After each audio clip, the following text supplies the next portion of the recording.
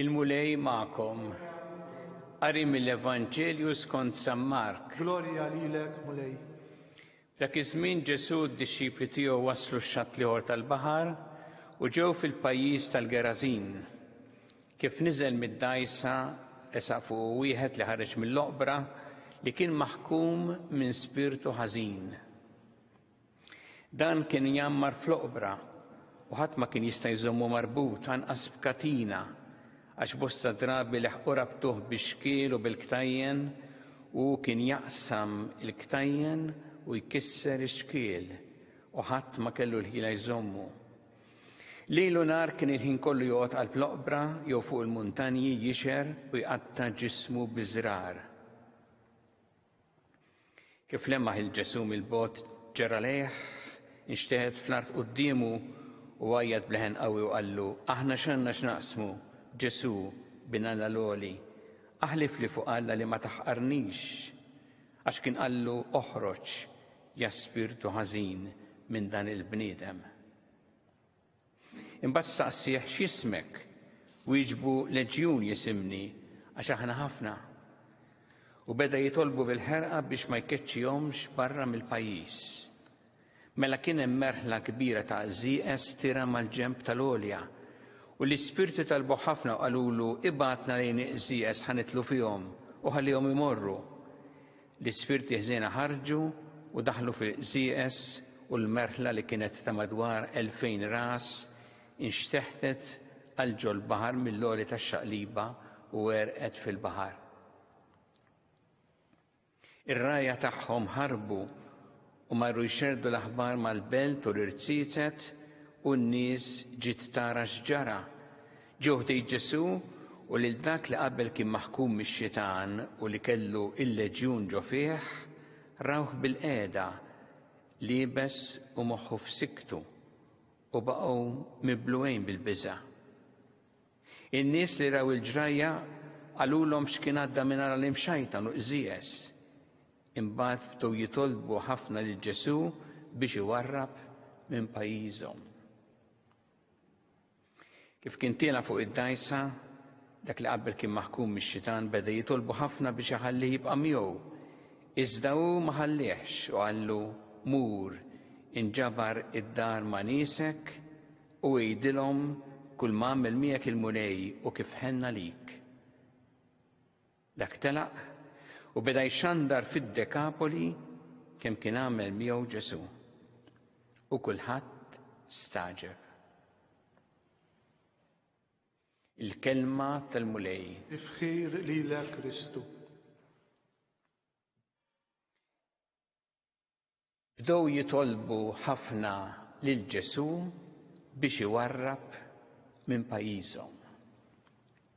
Hekk naqraw lejn l-aħħar ta' dan ir-rakkont skont l-Evanġelju ta' San Mark u hija talba mill-iktar ta' niket fl-Evanġelju li jitolbu lil Ġesu iwarrab.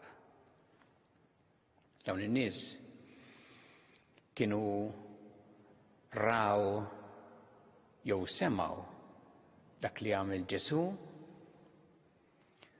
u rriduh jitlaq.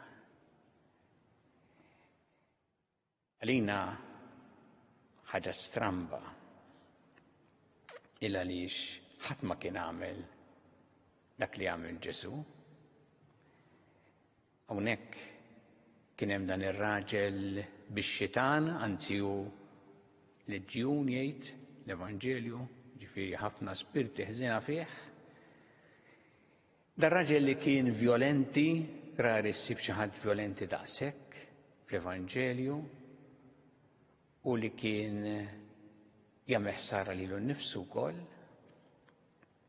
Dan raġel li kien emarġinat, Ġesu jeħilsu u Ġesu jagħtih lura d-dinjità, jgħinu biex jerġa' jgħix ħieles ta' bniedem u jintegrah fil-komunità. Forsi n-nies beżaw minn Ġesu aktar minħabba dak li ġralhom il-qżies. Għax meta semmu jew raw dak li ġralhom il-qżies li spiċċaw il-baħar u għerqu, forsi iktar inħasdu u beżgħu minħabba dak li ġralhom il-qżies milli ferħu għal dak li tal-bniedem irċieva minn Ġesu biex ġie f'siktu. Bdew jitolbuh il-Ġesu biex iwarrab minn pajjiżhom u ftit wara fil-fatt Ġesu qasam għax-xatt ieħor. Imma qabel għamel hekk il-dan raġel għamlu apostlu tiegħu. Dan raġel illi fih ninħeles mill-ispirti ħżiena rid jimxi wara Ġesu, rid ikun miegħu. Ġesu qallu mur għand in-nies ta' darek jgħidilhom x'għamel miegħek il-mulej.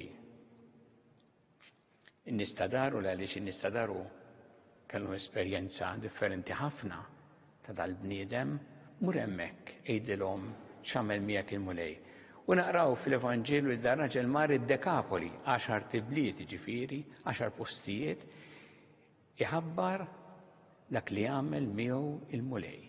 Sar apostlu tiegħu. Dan il-post li ma kienx il-post fejn hu mallut, sar apostlu ta' Ġesu.